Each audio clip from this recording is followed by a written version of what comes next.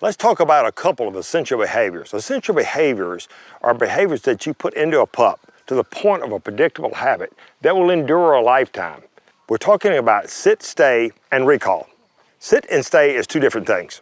And over a period of time, through repetition and consistency, the puppy learns to distinguish between the two different commands. And recall, that's the puppy coming to you.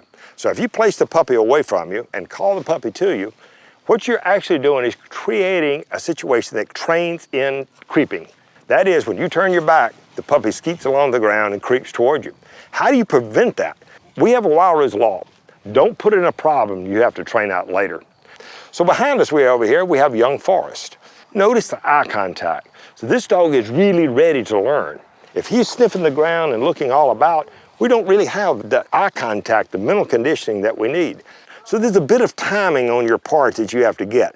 The command goes sit, the pressure comes on the lead very lightly. That's a little discomforting to the pup. The puppy sits, the lead goes away. Pretty soon you can say sit without lead pressure, the puppy sits. Notice the eye contact as she moves side to side, now it's sit. She makes a little correction, lifts on the lead. Step toward the pup, lift on the lead if he were to move. We're starting to teach sit. As the puppy does the behavior, that's when you give them the cue or the command, sit. Don't stand in front of your young pup and saying sit, sit, sit. He hasn't a clue what you're talking about. And quickly the puppy is going to associate turning that lead pressure off that I can avoid the whole thing by simply sitting before the lead. Eye contact is still good. If he were to start breaking eye contact after 2 to 3 or 4 minutes, maybe the session's over. Always in on a wind and always in when the puppy is really interested in what's going on. If he starts becoming distracted, you're really training your puppy not to pay attention. So through repetition and consistency, if you do things wrong, guess what? You're training the puppy to do exactly what you didn't want. Now we're going to move in side to side. Let's see if we can drop the lead and take 2 steps away. Hand signal says stay, body language says stay. She's maintaining absolute eye contact. Also notice there's no distractions out here. Put the kids up, no other dogs. When you're teaching a new command to a puppy, you need complete attention. Focus all the time. Now how are we going to teach recall if we don't call a puppy to us and create a creeper? We're going to use young Forrest and teach him what we call reverse heel. Notice we're working the edge of the road. It can be a paved road, it can be a gravel road, it could be a curb. This creates a psychological barrier for the pup. Dogs are extremely place-oriented. So by working the edge of the road, the puppy is learning to stay very close to heel and not step into the grass. If he steps into the grass, we move him back over. They learn to stay very close to the body as you learn to heel and lead. We're going to use our same straight edge, back and forth, and call the puppy to us by reversing heel.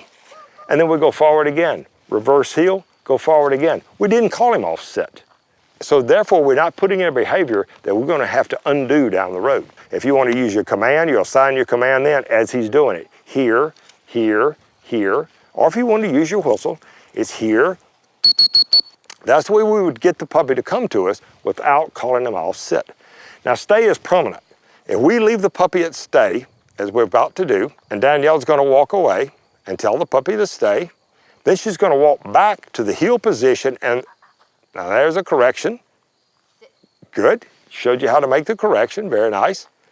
Now if you drop that lead and take a step away, what happens? The puppy moves. Puppies communicate primarily through body language. So we have to make the command more important. Dogs don't talk. So now we have to get this stay more important than us stepping away. So we want to be able to step away from our pup. 1 step without the puppy moving. Then it's 2 steps. That's proximity, 1 step, 2 steps, 3 steps. It's very gradual. Now the puppy is not working on body language. He's sitting still. This time don't say anything, drop your hands, no hand signal, and walk away, and let's see what happens. He moves. So our puppy's not yet moved away from body language. He's still watching more body language than he is the command. The puppy's showing a bit of fatigue now, losing a bit of attention. So we want to put him up on a win. We want to consider sit, stay, and recall as an essential behavior that's going to endure a lifetime. So get it right from the start and build a predictable habit.